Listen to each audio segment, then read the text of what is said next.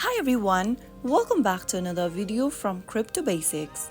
In this video, we will be learning how to change password on your Rapids Wallet application. So without wasting much of our time, let's dive into the video.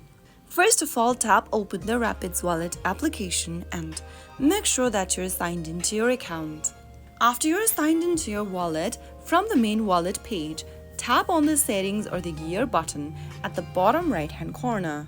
From the settings menu, tap on change password. Enter the new password you are trying to set up for your account and tap on the set password button. Repeat the password once again and tap on confirm password. Soon after you do that, you will be able to change your login password for Rapids Wallet. That is how it's easily done. If you found the video to be helpful, go ahead and give us a thumbs up. Don't forget to subscribe to our channel by hitting the subscribe button.